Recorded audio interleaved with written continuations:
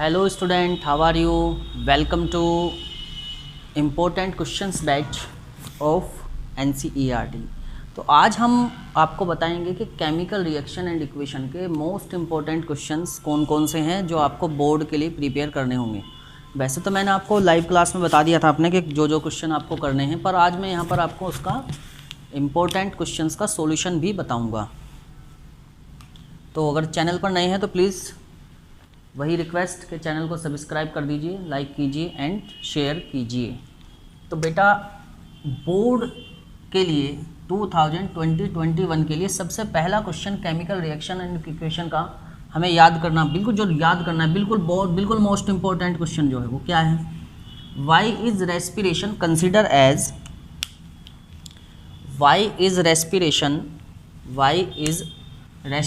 Consider as exothermic reaction. कि हम लोग रेस्पिरेशन को, जो रेस्पिरेशन होता है श्वसन, सांस लेना, रेस्पिरेशन का मतलब सांस लेना, तो सांस लेने की रिएक्शन को हम एक्सोथर्मिक रिएक्शन क्यों कहते हैं? सांस लेने की रिएक्शन को हम एक्सोथर्मिक रिएक्शन क्यों कहते हैं? तो ये आपका पहला क्वेश्चन है, एनसीईआरटी में दिया हुआ है ये। तो एनसीईआरटी में कौन सा क्वेश्चन है वो मैं बता दूंगा आपको। तो इसका आंसर क्या लिखना होता है? Respiration result is oxidation of glucose. Respiration result is oxidation of glucose which produce heat energy.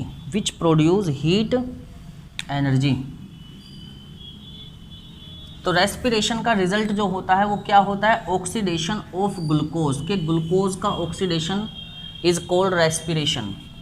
Oxidation of glucose is called respiration. तो respiration result is oxidation of glucose which produce heat, जो कि heat energy को produce करता है, इसीलिए उसको exothermic reaction कहते हैं। क्योंकि एक्सोथर्मिक का मतलब होता है हीट का प्रोडक्शन। एक्सोथर्मिक का मतलब होता है हीट का प्रोडक्शन, जिसमें हीट निकले, वो केमिकल रिएक्शन जिसमें हीट प्रोड्यूस होती है वो एक्सोथर्मिक रिएक्शन कही जाती है, जैसे कि आपने पिछली वीडियो में पढ़ा होगा। इसलिए उसको हम क्या कहते हैं? रेस्पिरेशन को हम एक एक्सोथर्मिक रिएक्शन मान लेते हैं, क्योंकि उसमें ऑक्सीडेशन ऑफ ग्लूकोज होने के बाद वहाँ पर हीट एनर्जी प्रोड्यूस होती है। ठीक। Question number 2, in refining of silver from silver nitrate. तो सिल्वर नाइट्रेट से हमें क्या करना है?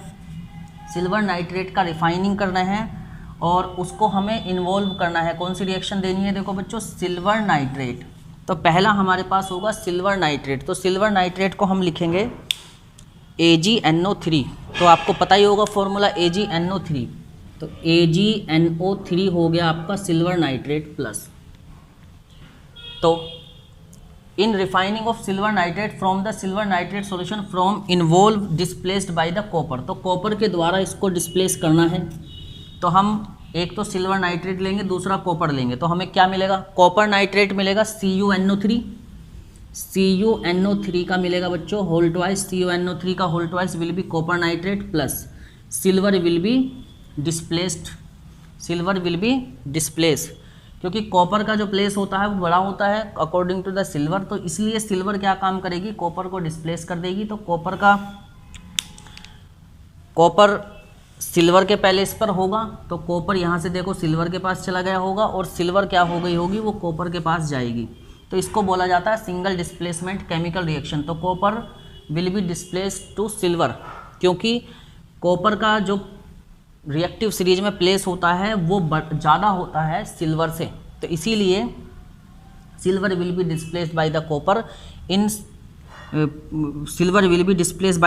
From silver nitrate solution. तो इसलिए सिल्वर नाइट्रेट सॉल्यूशन से कॉपर डिस्प्लेस हो जाएगी और कॉपर नाइट्रेट सॉल्यूशन बनेगा और सिल्वर आएगी। तो इसके लिए फिर हमें क्या करना पड़ेगा? इस इक्वेशन को बैलेंस करना पड़ेगा। तो इक्वेशन को मैं बैलेंस करके दिखा देता हूँ आपको।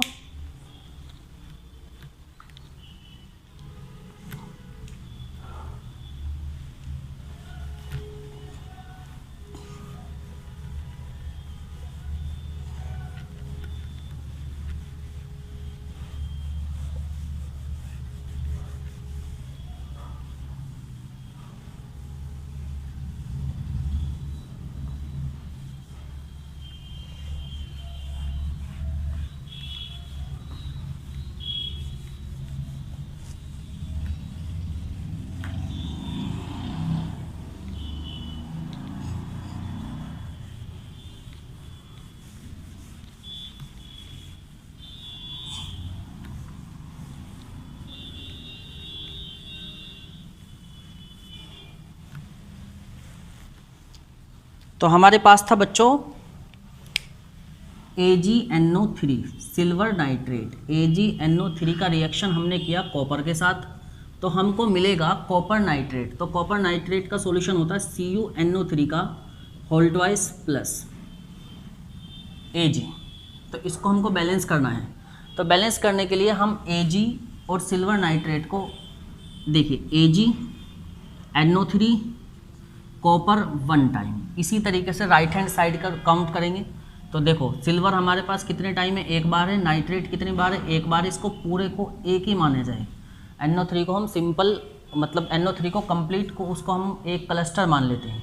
कॉपर भी हमारे पास कितना है, एक ही बार है, तो यहाँ कॉपर लिख दूंगा।